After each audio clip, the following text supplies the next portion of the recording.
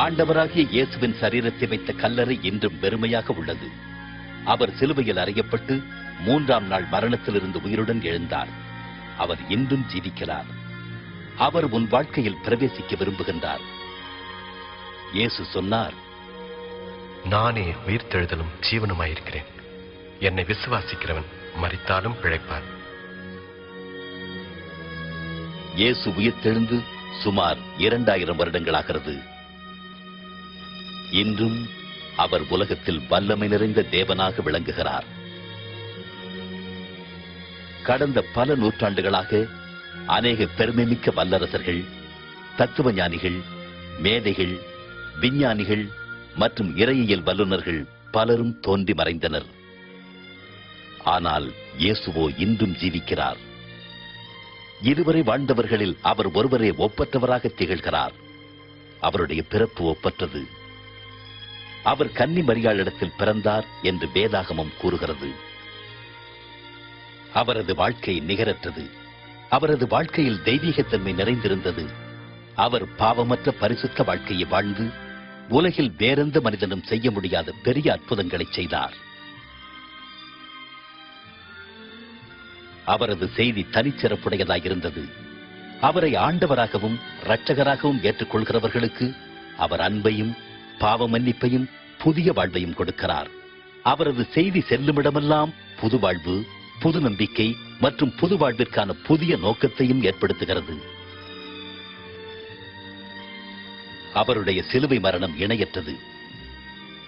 2000 ஆண்டுகளுக்கு முன்பு சர்வலோகத்தையும் படைத்த தேவன் தமது ஒரே குமாரனாகிய இயேசு கிறிஸ்துவை மனுக்குலத்தின் பாவத்திற்கு பலியாக அனுப்பினார்.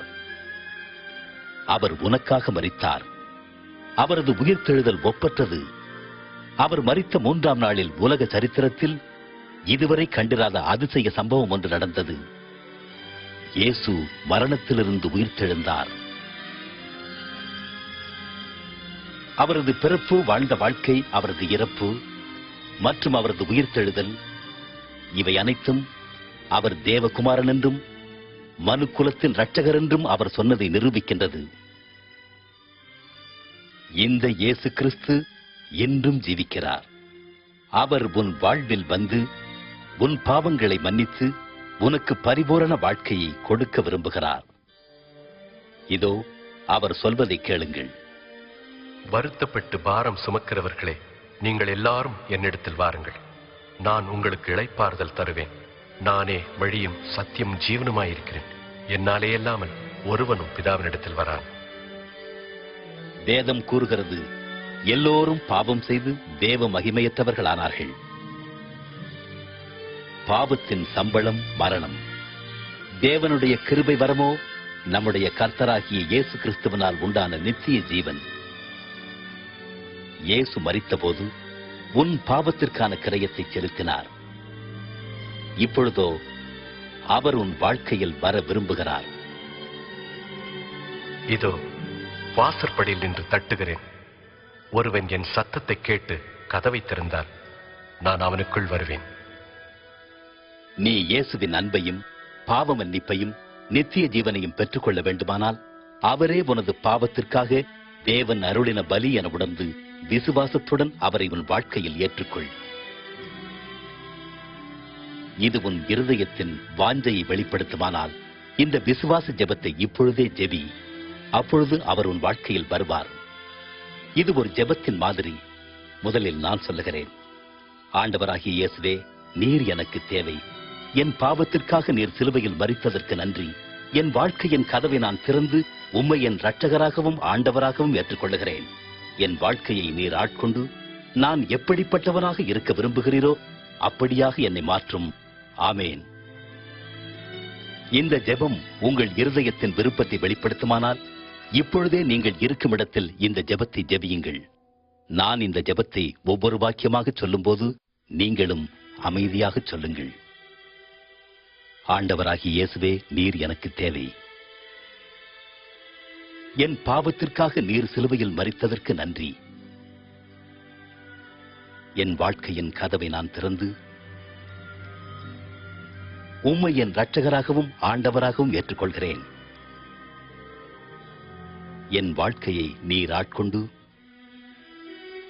நான் எப்படிப்பட்டவனாக இருக்க நீர் விரும்புகிறீரோ அப்படியாக என்னை மாற்றும்.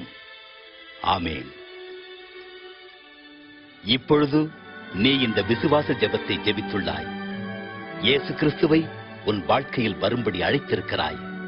அவரை வேண்டிக் கொள்ளும்போது அவர் வருவதாக வாக்களித்துள்ளதால் அவர் வாக்களித்தபடியே வந்துள்ளார் என்பதையும் நீ நிச்சயமாக அறிந்து கொள். மேலும் உன் பாவங்கள் மன்னிக்கப்பட்டது என்றும் நீ தேவனுடைய பிள்ளையாகி நித்திய ஜீவனை பெற்றுக்கொண்டாய் எனவும் உறுதிகொள். இயேசு வாக்களித்த பரிபூரண வாழ்வை நீ அனுபவிக்க விரும்பினால் தினமும் வேதம் வாசித்து ஜெபிப்பதன் மூலம் அவரோடு தொடர்பு கொள்.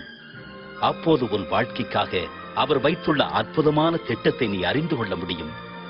இயேசுவை நேசித்து அவரை பின்பற்றுகிறவர்களுடன் தொடர்பு கொள். இறுதியாக அவருடைய அற்புதமான வாக்குத்தத்தங்களை எப்பொழுதும் நினைவு கூறு. நான் உன்னை விட்டு விலகுவதும் இல்லை, கைவிடுவதும் இல்லை. இதோ உலகத்தின் முடிவு பரியந்தம் சகல நாட்களிலும் நான் உங்களுடனே கூட இருக்கிறேன்.